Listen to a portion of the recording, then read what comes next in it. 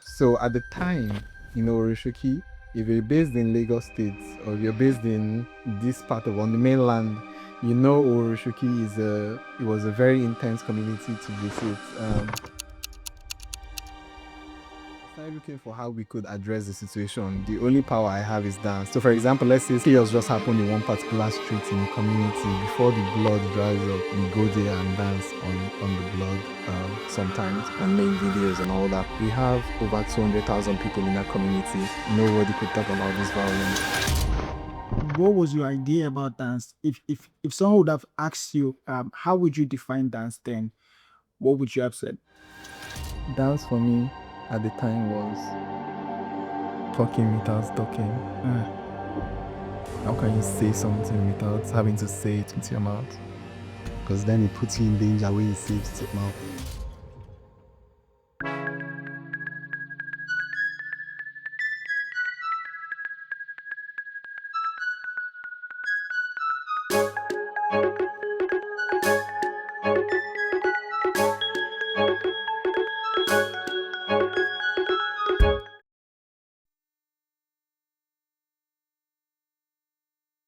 It's so good to have you here. I'm here. How do you feel? How was it doing for you? I'm good. I'm good. The year is pretty much just starting for me. Yeah, I'm good. I'm breathing, taking it a day at a time, surviving in this country called Nigeria. I know, right? Yeah. And the interesting thing is that you've been at the forefront of using dance for activism, or should I say activating ideas. So how does it feel to see this impact unfold in real time? I mean, it is very good for me. It's very inspiring. I was in Ghana this last December, and I saw people who I want to call my colleagues now, the Steez Africa team and Eddie Love and the Ghanaian dancers, and seeing the level of their projects, the level they've gotten to as dance makers in Ghana and working at a grassroots level. And of course, based off of what he said, was as a result of him coming to Lagos for our annual Slum Party event and getting inspired from all that. And I was also recently in Abuja where dancers they say, bro, I've been following your work. You're doing important work. This has inspired me to do this and that. It's just important or is inspiring to see that one's work is inspiring other dancers in their small spaces to also activate. I think that's one of the most important thing about what you're doing to inspire people. Because I think I remember when you said something about what's the essence if we all come into a space and we cannot take from each other to go do something. And you also say, what if we have faith do something in the Kotsu, this one do something in this, and how things are going to change. And I really think is a very important work they are doing. Knowing you back then in Club Royale and how you were. So I would like us to go back in time, to let's table everything down on how it all started for you using dance. What has changed and what was it like for you? So let me just go through a bit of a quick history. It's interesting this interview is happening in this space, in this part of Lagos, because coincidentally, my secondary school, both my secondary schools are really close to here. I went to Bagada Comprehensive just behind and Bagada Grammar School that's on this road. And I think before then, that's JS1 and SS. Before then, I already started dancing in church. But coming to this school specifically just like introduced me to like important or interesting dancers, some of the best dancers in the neighborhood at the time. I started dancing across schools in Lagos State and all that. Then I had the opportunity to start working with a professional dance company in Lagos. I mean, of course, in between this, I was already running like dance groups in my community in Oworonshoki, Lagos. So I was running like 2 or 3 different groups, gathering dancers. I did not know a lot, but it's always been in my nature to just gather people. Sometimes even the dancers in the group are better dancers than me, but I just naturally had the skill of just bringing people together, and we're trying to like just make things happen through dance. So I met this dance company in Lagos, audition, got selected, Q Dance Company, by Kuduso Nikeku. And for like 2, 3, 4 years, we're doing like professional stuff, dancing for the governor, dancing outside the country, doing here and there. Then I decided to come back to my community, Oworonshoki, because it was a lot of dancers that was there.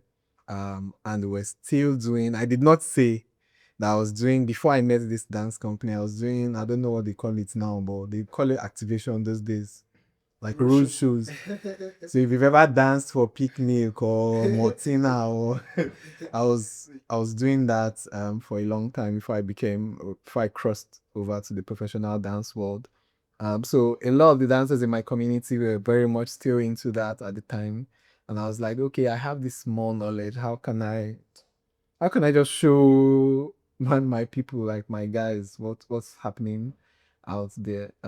At the time, Hennis was also around. I think Hennis was one of the last set of that particular generation that auditioned in my group then, David's Generation Dance Group, DGDG. So he auditioned and all that. But at the time I came back to the community, he already did his work. We're sort of like already at the same level. So we started this collaboration, and we're activating our communities. So at the time, Orishoki, if you're based in Lagos State or if you're based in this part of on the mainland, Orishoki it was a very intense community to visit. There used to be serious gang violence in the community. Like you could wake up this morning and just see that this person that you greeted good night last night, you just wake up and so they cut their head in the junction of a street, or they just cut off this person's arms, or this person is shouting in the middle of the night that they're trying to rob me and all that. So security wise, it was extremely intense. And Oworonshoki was a black spot in mainland Lagos. Like if you had visitors coming, like you we created this platform, Oworo TV, at the time, and the idea of creating Oworo TV on Twitter was we're giving people updates. Like when fight has started, we are telling people, fight has started in so street. Oh, if you are passing that route, just better stay where you are or look for this other route to pass. That's how serious it was. We had to create a social media channel to like warn people and all that. Then eventually I started this intervention with the dancers where immediately they killed somebody, because we started looking for how we could address the situation. The only power I have is dance. I'm only influential in the dance world. I'm not a rich man. I'm not a big man, but in dance specifically, people knew me. That I was kind of interesting and all that. So we came up with this idea of every time something serious happens in one part of the community, we just go there, dance, take pictures and videos and post on social media. So if we say, so for example, let's say something, they just killed somebody, or they just, chaos just happened in one particular street in the community. Before the blood dries up, we go there and dance on the blood sometimes, and make videos and all that. And it was really because we have over 200,000 people in that community.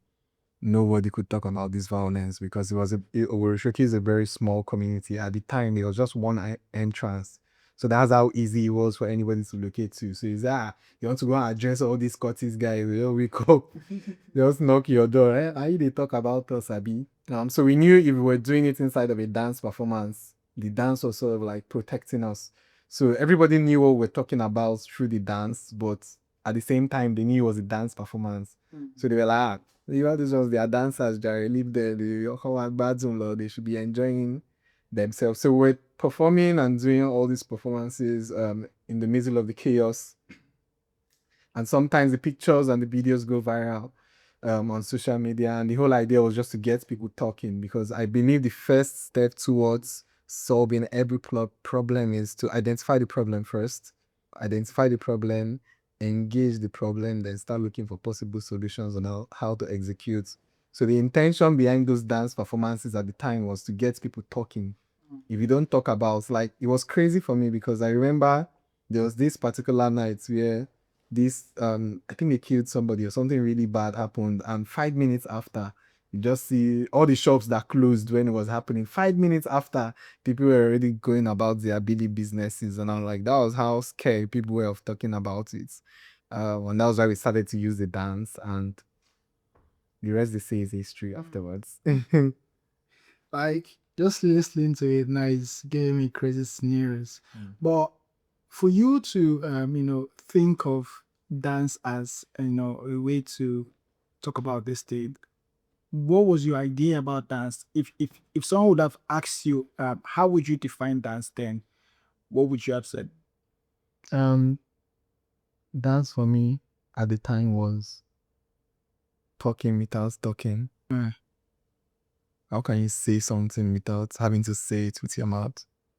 Because then it puts you in danger when you say it with your mouth. So we needed to talk about something, but because of how sensitive it was, we had to say it with dance, and the dance protected us. So if you asked me in 2018, what was dance? Talking without talking. Mm. Yeah. And now you've hold up to the slogan that dance is a weapon. Yes. That, I mean, absolutely. So we started using the term dance as a weapon after the impact of all these our interventions started materializing. Like we got the state government to fix the longest road in the community, or road, as a result of our interventions and all that. And we're like, okay, this is not just to talk, it can actually be a weapon to actually cause real, visible, tangible, measurable social change that you can say, it was specifically this dance that these guys did that actually made this happen. So yeah, eventually started using the time dance as a weapon, because indeed it is. So in okay, let me keep it down in Nigeria here. Most people think of dance as just entertainment. And also referring to what you said about the gang members back then, when they see you dancing, they're like Shilej or on Shiri, or he's enjoying himself, And for you, that idea was more of a way to protect you. For them to think of you that way is for them to just overlook it.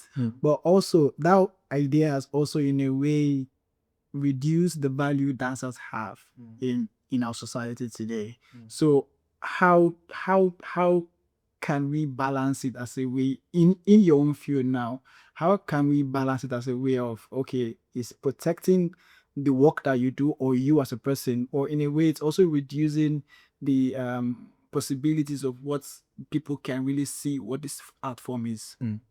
I think the balancing happen itself is not even something that the dancer has to engineer. It was just a strategy to say, okay, we're going to use the dance to protect ourselves.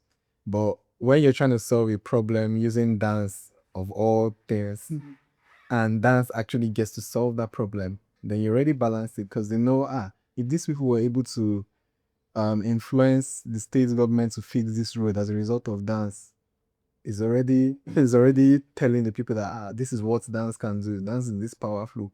If you can build a free school in your community as a result of dance, you're already telling the people dance is powerful. You are able to bring people from all over the world to come for a basic community dance festival on your community. You're already telling them, it's not only bankers that can bring people from America, or dancers too can bring people to Bariga, to K, to Mangodo, to anywhere, to also exchange and to share cultures. So I think in terms of balancing the narrative, what's the aftermath of all this our intervention already sort of did that, because you cannot say these dancers is there in the history books that these dancers were at the forefront of like causing drastic positive change in this community.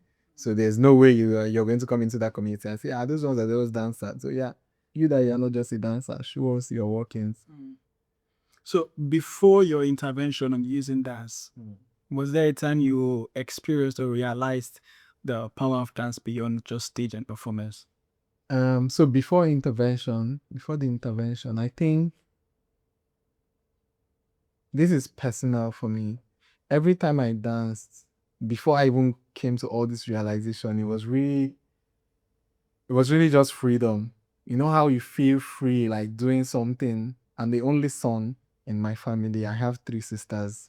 Um, and naturally, everybody is looking at you like, you have to go do this work, or you have to go do that work, or you have to go start getting yourself together to take care of the family and all that.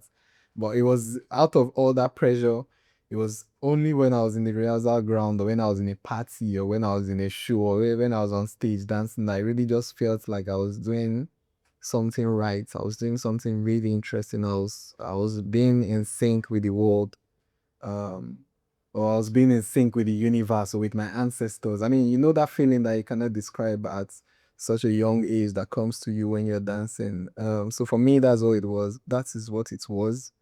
Uh, it was really that feeling that made me continue dancing. So it just really felt liberating. Yeah, you just said something that it was this feeling that made you to continue to dance. Yeah. Were there a time where you wanted to stop? Of course. Too many times. I'm sure every dancer probably has like stories of when they wanted to stop. Let me see if I can remember the specifics. Of course, many times that my mom wakes me up early morning that Sonny, this call me Sonny. Then Sonny, is this what you want to do with your life? Now what you want to do with your life? You want to dance and all that. See, pity me now. See your three sisters, blah blah blah blah. But now we give thanks. We give thanks for where we are. Yeah, interesting. I've also been meaning to ask. Now you decided to say, okay, people should call you by the name, so Obiajulu Ozegbe and not value. But I wanted to first know, what inspired the name value, and why do you think it's important now for people to recognize you as Obiajulu Ozegbe? So the name value is, I mean, a lot of people say, a lot of people think it's probably because I add value to life. I mean, but it's not that deep. My mom sells bread. My mom is like a wholesaler. She sells bread. So if you need bread in Lagos, my mom is your plug. Oh, yeah. So at the times, one of the breads she used to sell was value bread. I don't know if people remember value bread. So I used to like help her like deliver to customers and all that. So people usually call me value bread. Like, oh, we need 5 value bread. You need. Then eventually they just removed the bread and value, and that was how the name stuck. So I actually like the name value. I changed my name to Obiajulu Ozegbe because I don't like, but I prefer Obiajulu to my English name Sunday. This was Sunday Ozegbe. So I had to change to Obiajulu Ozegbe because I prefer my native name and I also like the meaning of the name, and I just want also people outside the country to call me my native name. Yeah. What does Obiajulu mean? Obiajulu means good heart, generous heart. And that's where you are. That's where you are, because was it last year, right? That you converted this artist artwork into like a school in Oworonshoki now, and the school is still running till today, and none of the kids are paying anything.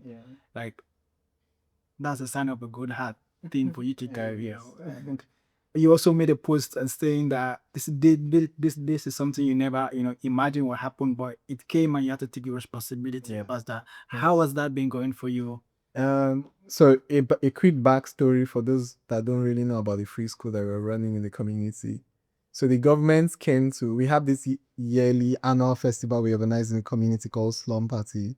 So there's this particular road in Oworonshoki that we organize that festival, and the government woke up one morning and sent bulldozers to this part of the community. It's a slum.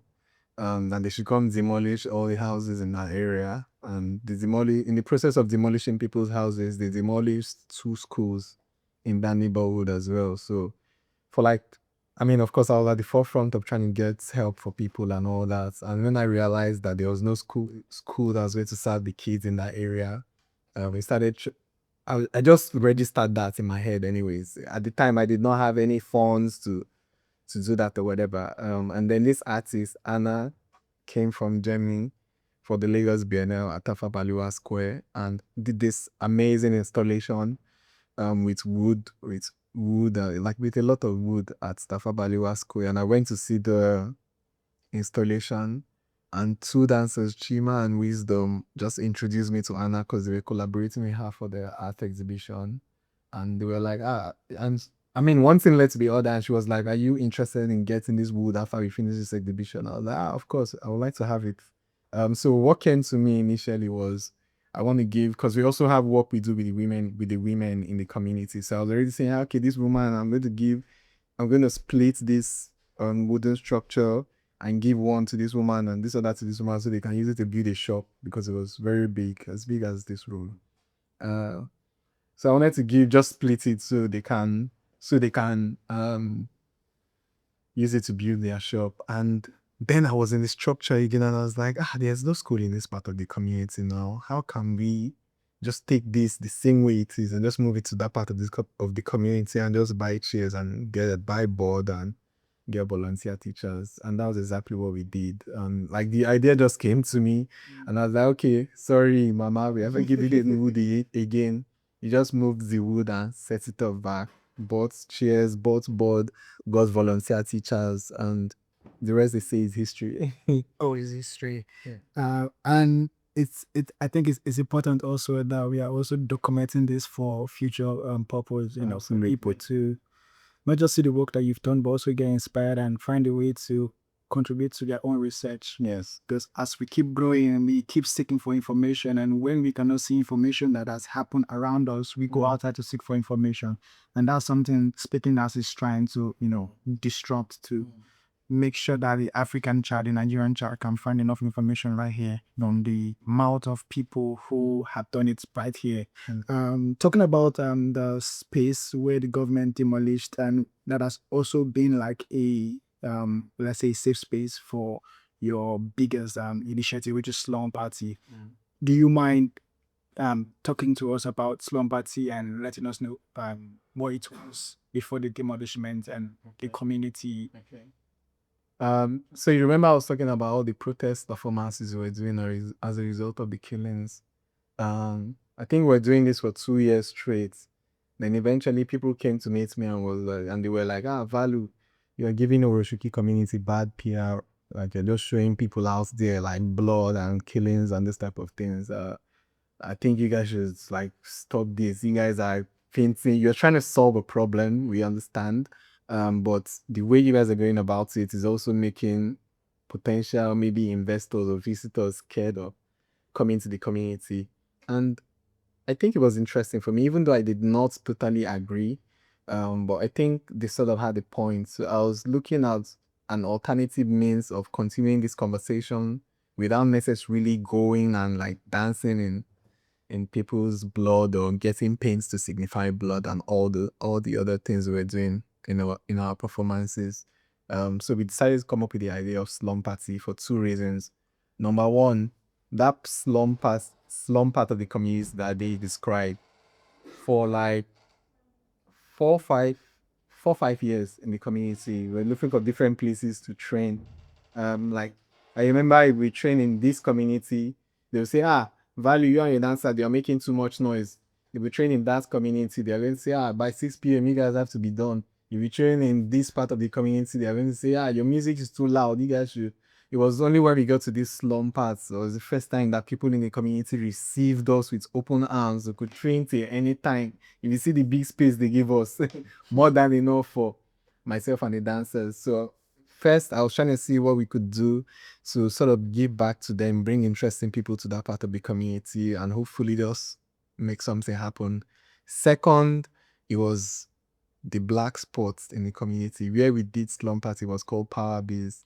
Now, Power Biz means like Agbara. It means like where the powerful people were. Not really about NEPA power. No, like the actual powerful guys Wow. that were holding the community and all that. So it was very intentional to pick that part of the community.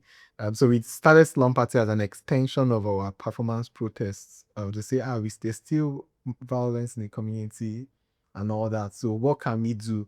So what we're doing from the first to I think third or fourth edition of Slum Party was a party. So first, it's important to highlight why we called it a party. We could have called it any other thing, but we called it a party because we wanted to attract young people there first, because it was at this young age that they were initiating people to cut and all that. So we knew if we called it a party, we were going to get a lot of young people to come there.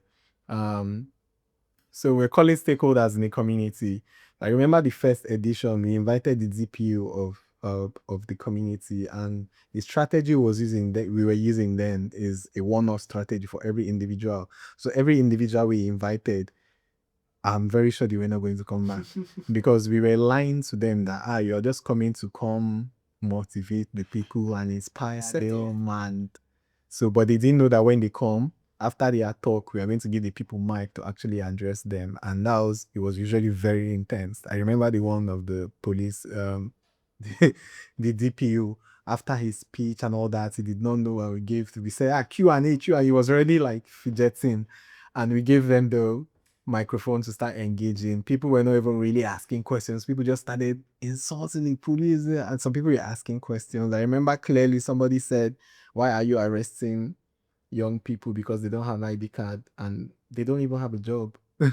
So you're arresting young people because they don't have ID cards, but don't be person will get job, will get ID card and all. So those kind of conversations was the kind of space we're trying to create with Slum Party, inviting the chairman of the local governments, the councillors, the DPO, like major stakeholders in the community, to come interact directly with the people, using Slum Party as the middle ground to make that happen. So it was mostly a setup. So we just invite all the dance companies we knew at the time in Lagos, come and perform in the community. People should have a good time, music, foods, drinks. But in the middle of this party, we were talking about something extremely important, which was the violence that was happening in the community at the time. So that was really the genesis of Slum Party. So to cut the long story long, um, after a few years, I think in like 2021, 2022, we found the lasting solution to this problem of violence in the community. All the cultist people were sent out to the community, and that was how automatically Slum Party just switched into a multidisciplinary international festival that was now bringing dancers, musicians from different parts of the world to come teach, create with dancers from Lagos and parts of Oworonshoki community. And in 2023, you decided to, go out with this project Rhythm and Blood, where you went to, I think, over 5 or 6 communities, local governments, in Lagos, to kind of like activate spaces and activate their narratives and stories around those communities. And you called it Rhythm and Blood. So what inspired this idea, and what was your intention about this project? Okay, so for the title again, Rhythm and Blood. Reading for me meant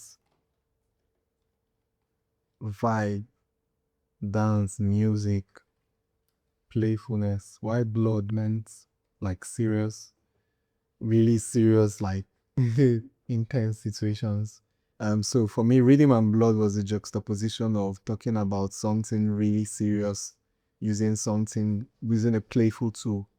So I wanted to see how we could go around Lagos because I was an integral part of the ENDSARS movement in Lagos. So during the ENDSARS movement, people were saying ENDSARS was a failure as a goal because we did not get the government to do what we wanted. But I think it was a massive success for 2 reasons. Number one, the SARS division of the police force was scrapped out. Number two, it was the first time since I've been in my existence that I saw young people from 16, 17, 18 talking about the political state of this country. I think in that regard, ENDSARS was a massive success because it really sparked up the political consciousness of young people in the country. So in 2023, just, I mean, months before the elections and all that, we started to hear that people were not registering, people were not getting their PVC, especially young people. And I know that usually young people are just out there to play football during election day and just hang out and have fun. And I was like, okay, how can we get young people to be interested in these elections after ENDSARS? And don't forget, this is 3 years after ENDSARS. And we're like, okay, start Rhythm and Blood. So the idea of Rhythm and Blood was to go around different local governments in Lagos, organize our events, get laptops, possibly to also register people during and after the shows. And the main reason behind the show was to just start conversation as to why the people needed to register and get their permanent voters card. Because I'm like, if you do not get your voters card in 2023, you lose your rights to complain for the next 4 years. And if you come meet me that this country, this one, this person, they call boo boo, abi another boo boo, abi another no boo. Is not ruling the country well and all that, I can slap your face because you had the opportunity to make a change and all that. So that's what Rhythm and Blood was about, going around Lagos to just get people to register for their permanent voters card using a dance intervention as templates. And how many communities did you go when we are? So I think we touched 4 local governments or 5. We were in Oworonshoki, we were in Iwaya, we were in Ikotun, we were in Festa, and I think Obalinde. Yeah, 5 communities. And what was it like when you went to these communities? What was the action? Very, very interesting because don't forget again, being Nigeria, being the country that it is, politics is also a very sensitive topic to talk about because you don't know the community. We went to Kudu as well because you don't know the community you are going to and Whose people party is it? and which party it is. And so we had to look for ways to blur the line, blur the message, but still make it as clear as possible. So we're making generic terms, like we're really about people getting their permanent voters card, not necessarily telling them who to vote for and all that. Just we're staying on people getting their permanent voters card, and the turnout for some like EYI was one of the most impactful because I think we even registered like people for your voters card and all that. The turnout for EYI was really massive. First stack, Ikoto as well, which you also like co-hosted with us. Obalinde and of course Oworonshoki were all like successes. And for us, just the message getting out there was most important for us. And this is a project that's going to happen every time there's an election in this country. So the next edition of Rhythm and Blood, 2027, BBA. Wow. You heard it here for the first time. Yeah. So still on the ENDSARS, talk. I think I'm glad you brought it up because I also, when I was going through your page and I came up with some post that you made, which I also think was really interesting. You're also reflecting on, the ENDSARS. Listen, say you said something about this year you choose to recognize the resilient spirit of the average young person in Nigeria. I've said it before that ENDSARS was necessary for many reasons, one of which was the massive political awakening amongst young people from my generation and below. And the truth is that I agree with you. Your reflection on the ENDSARS movement as an awakening for our generation really resonates. Back then, and the youth showed remarkable courage, to demand for what they want, and it also kind of like brought everybody together. Yes. And at that moment, it dissolved your idea of tribalism, Yes. which was very, very important here in Nigeria. But looking back, do you think that fire is still alive, or has something shifted? What do you believe is holding us back now? That's an interesting question. And before I come to this, I also feel the need for the record to give a sort of a backstory for ENDSARS because I don't think it is a lot of Nigerians that knows one of the genesis of the entire ENDSARS movement started again from this small community in the middle of mainland and island Lagos called the Oworonshoki community. So I cannot remember the dates, but sometime in 2020, either March or April, a 16 years old girl who happened to be a dancer and an actor was shot at Yanuru bus stop by Inspector, I forget his name, by police officer. Tina, right? Yes, her name was Tina Ezekwe. She was shot by a police officer. She was a member of Footprint Art Academy in Bariga. She was a dancer. Her mom sold garden egg at Yanuru bus stop. And this evening around 6 p.m. or 7 p.m., somebody just called me and started like shouting like, yeah, but bro, I'm trying to, do I know the people in charge of Oro TV? That something just happened at to pass. We are in Oro now and blah, blah, blah, blah, blah. And we rushed to where it happened. They sent videos, by the way. And we rushed to where it happened and the entire Oro was, both sides was total chaos. And this was around 8 p.m. at night. It happened at 6 p.m. We already rushed out to the hospital, but there was still pandemonium. So I, of course, started to disseminate the information to the few media people that I knew. And I think it was 2 days after that I got to know that Tina Ezekwe was a dancer, and that was the only thing I needed to just. I mean, it just got to me. I mean, I don't know if it's my bias. Of course, she's a human, but also hearing she's a dancer and all that just got to me, and that's how we started putting our weight behind the entire situation, reaching out to everybody that I could reach out. I could remember Kiki Modi, what's this Odumodu Blacks label, Native, and like big people in the media was started reaching out to me after myself and the guys started the Justice for Tina campaign. We're using the key phrase Tina is all of us. Everybody jumped on the campaign, from Miss Kid to Davido, Don Jazzy, Tiwa Savage, MI. Everybody was like reposting the flyer that we made to bring awareness to this particular issue. Now, this was the genesis of, so it was Tina Ezekwe, then the guy that was shot in Warri, Delta State. Tina Ezekwe happened first. That already started like the major conversations about police brutality in Lagos, and then the guy in Warri that pretty much started the ENDSARS protest. So for the record, it's important to note that the Oworonshoki community played an integral role in all that like consciousness happening. So for your question, I think for every generation there always has to be a key event that happens to cause a shift. It has to be, there's a pivotal moment that happens for every generation to cause a shift in the minds of the people that are supposed to change that generation. For us, I think ENDSARS is forever going to be a massive success, because till tomorrow that I speak, I mean, I can only speak from my immediate space. I think the fire is very much there. I mean, from the work I do as a dancer, even though I do like regular dance gigs, sometimes I'm also very much invested also in how the country is being run, and also judging by the energy or the input of young people in my community, I can see that they are also very much interested in this, like from how the local government is run. People want to know the chairman, people want to know their councillors. We have young people, we have like my generation now that are already running for like office. I mean, this present local government election that's coming, 4 years ago, that was not the case.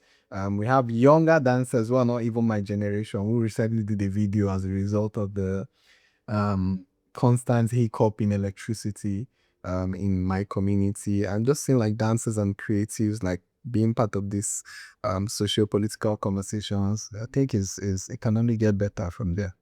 Interesting. Because I think a lot of young people right now have been inspired by you in Oworonshoki, because I see a lot of young people that are very intentional with using their videos now as a way to, also protest, and not just normal doing a dance visual. It's also like a way they are also putting one or two information out there, either about their culture or their story or what's happening.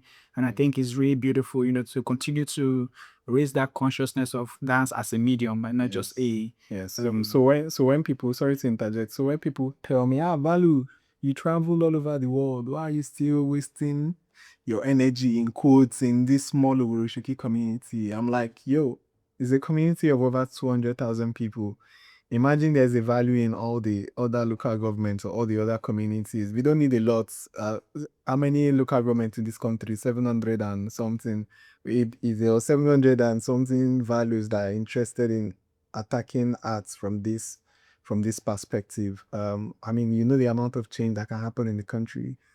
So yes, it is not a local work. It is a necessary work, because these are 200,000 people that I feel strongly responsible for. So when you go to your village too, or you go to your neighborhood, you're also in a way responsible for them as a musician, as an artist, as a visual artist, as a writer, as a painter, as a banker, as a mechanic. You're responsible for your immediate space. So it is not local work. Allow me to also highlight using dance. Using dance. You move on.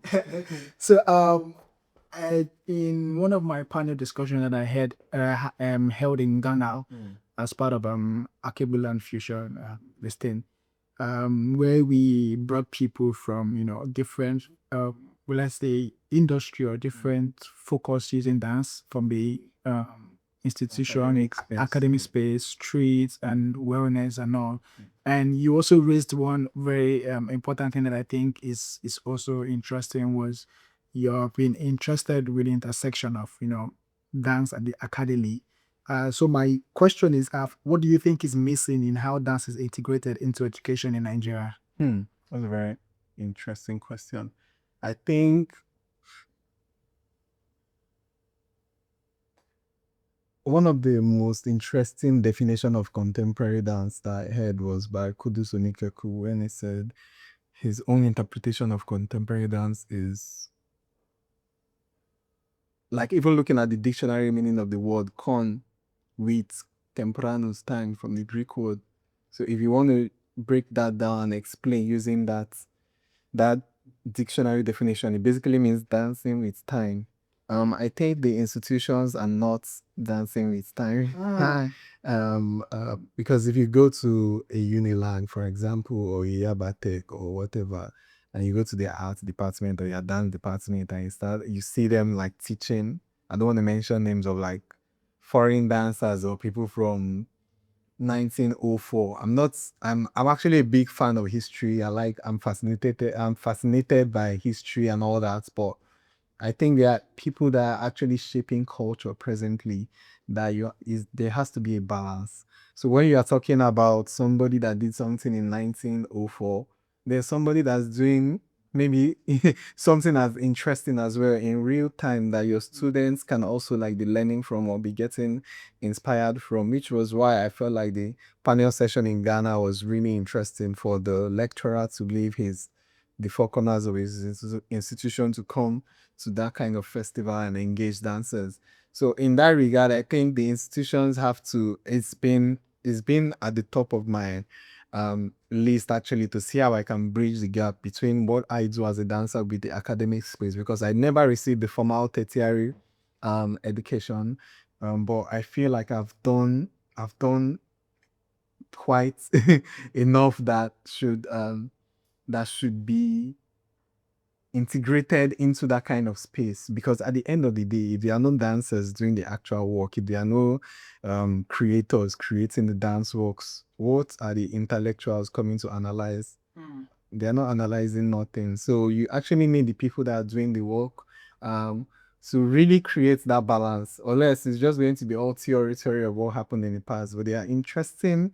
There's Joshua in Kaduna doing amazing work. There's Peaklef in Jos doing amazing work. There's Adima in Abuja doing absolutely fantastic work with dance. I'm not talking about them in these institutions. And on the other hand, I also think it is not entirely the fault of the institutions. I think just like myself that I'm intentionally trying to enter that space. I think the dancers too and the choreographers should also make it a priority to see how they can also use any means they can to bridge the gap between their practice and the academic space or the educational institutions. This year, for example, we have a collaboration with visiting lecturer in the Unilag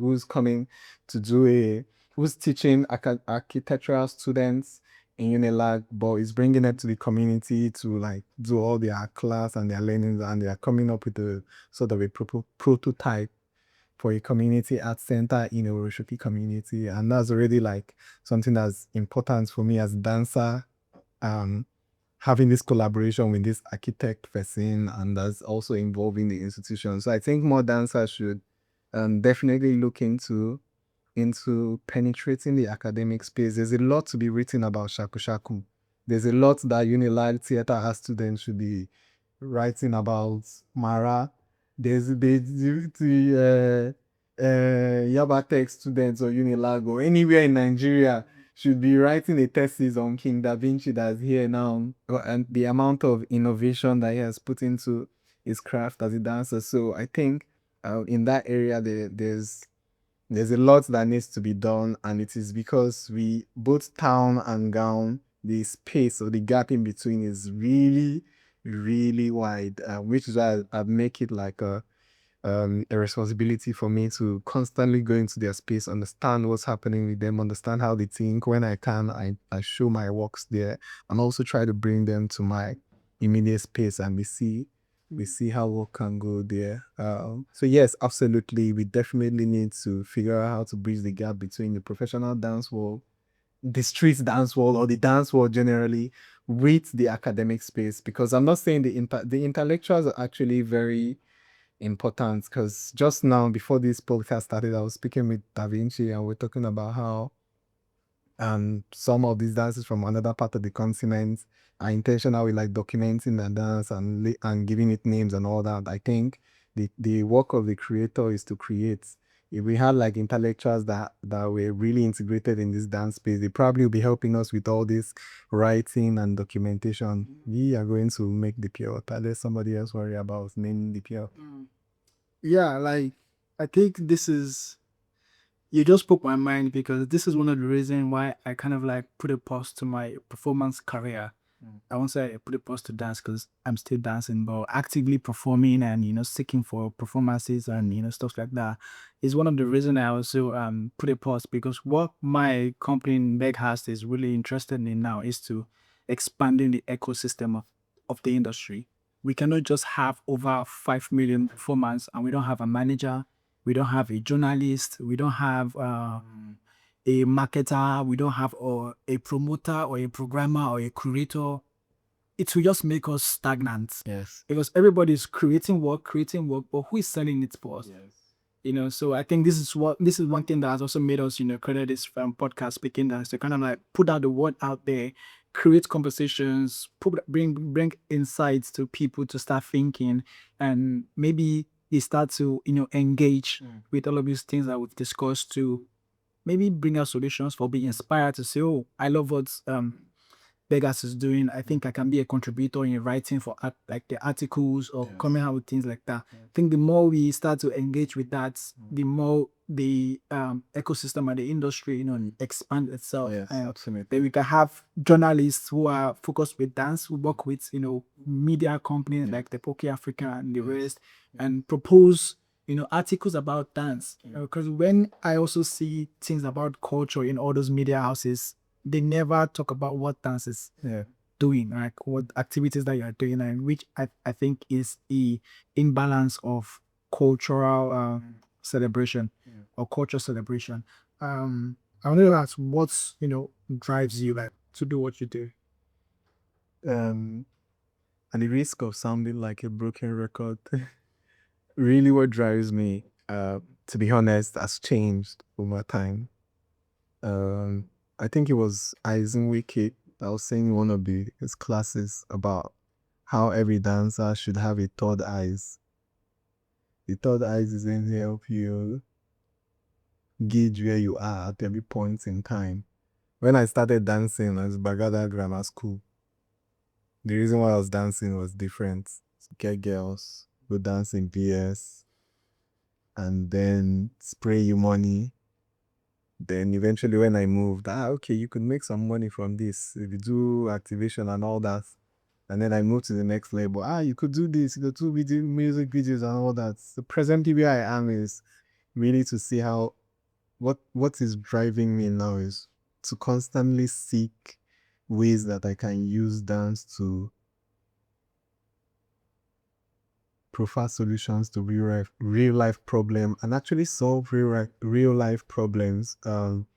Because it's important for me as a dancer that the people consuming my works or my dance works or whatever are not fellow dancers, which is like the case for a lot of like dance projects and all that. How can my work as a dancer really get into the lives of the day-to-day person, my neighbor or somebody on my street or somebody in another state that's not even a dancer at all? So for me, what's driving me now is to constantly seek how I can engineer change using dance specifically in present day world. I don't know, maybe next year it might change. But for now, that's what it is. So if you were not a dancer, do you think you would still be doing this kind of work that you do? I strongly think if I was not a dancer, whatever I was doing was still going to be tied to like political discourse, community building and all that. I think it was just a matter of time. The only difference now is dance is the tool that I'm using to to drive this conversation. But if I was doing something else, maybe I was in IT or I think I'll still find my way back into this journey. So, what's your philosophy of life and art? My life philosophy is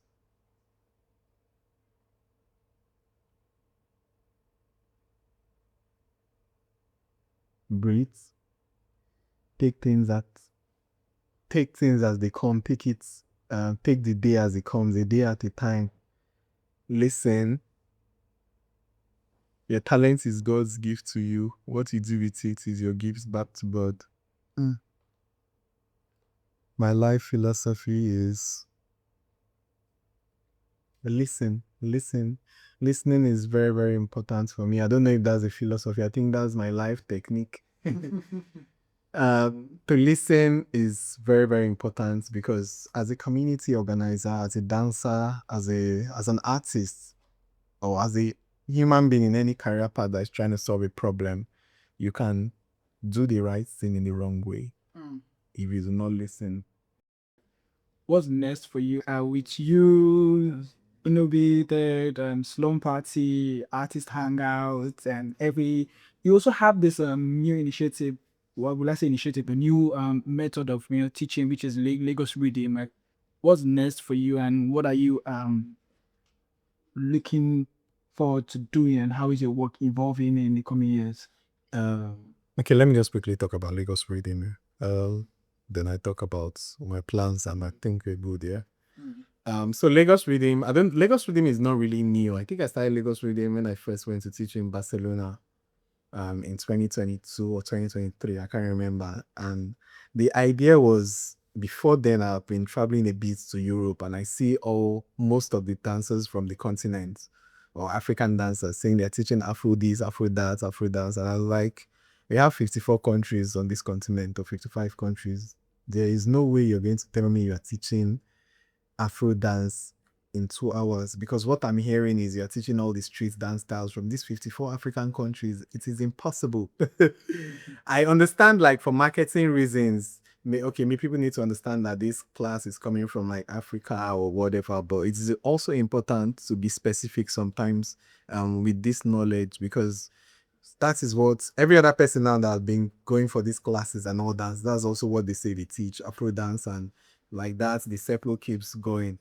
So I started Lagos Reading to just make it clear that Nigeria, for example, I'm from Nigeria, has 36 states.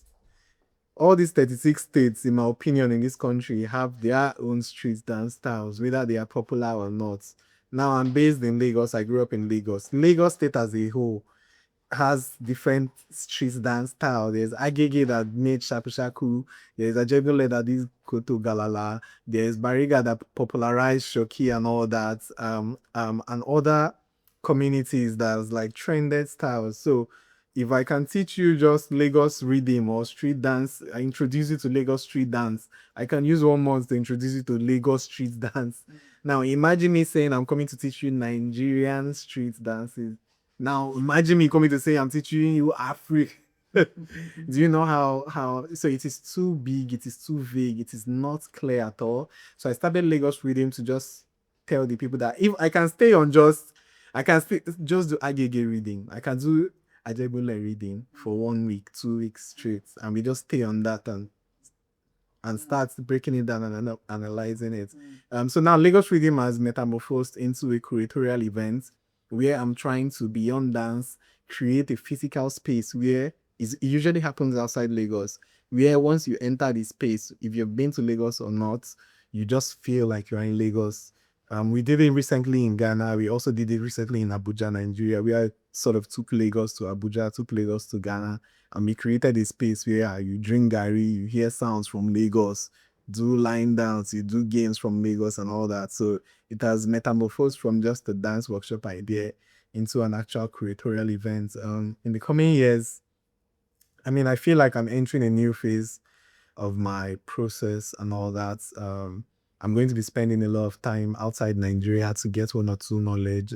Especially like this year, I'm going to be spending a lot of time outside the country to just go refill. refill myself. This year's Slum Party for the first time after 5 years is going outside Lagos because we also want to challenge ourselves and say, okay, maybe we are booboing ourselves. It's because of it is Oworonshoki. That's why we've been able to do all this. Let's take it outside Lagos totally and see if this experimentation with dance can positively affect another community there. So Slum Party this year is missionary work. If you're a fancy dancer, please don't apply. They're looking for this award. So Slum Party this year is going to that part of Nigeria, and we're trying to see how dance can affect this another community outside our state, outside Lagos, Nigeria, that I've been working from over the years. For Innovate Dance Company, like I said, we had the children that we're training now for 2 years. After 2 years, the people that have cooked in pidgin language, cooked that are ready, we refer them to bigger dance institutions that they can go learn from, either a dance institution or they go like to the university and all that. And yeah. Thank you very much, and thank you for, gracing us with your presence and sharing your story, which is very, very important. And to everyone out there, if this really inspired you, please stay tuned, share, and make sure that you continue the conversation wherever you are. Thank you very much. Da Vinci is about to escape. No escape. I have one more thing to say about Beghast, please. I don't know where you're going to be watching this from, either in Nigeria or anywhere in the world, but I think Beghast is doing absolutely important work for my generation, the previous generation, the coming generation of dancers in Nigeria and Africa as a whole. If there's any way, they did not ask me to say this, so that you can support either as a dancer. You see, dancers that just challenge you. There's no dancer in Nigeria that can draw $5 million for the dance industry now. But I'm sure there are dancers that can support with 2 or 3 camera or 1 camera. So if there's any way, this is really the only person I know in the entire country that is intentionally documenting dance. If there's any way that we all can come and really support this, because we need these stories, we need this for the future generations to come. Please support them. Thank you so much for your work, Beghast. We can only get better.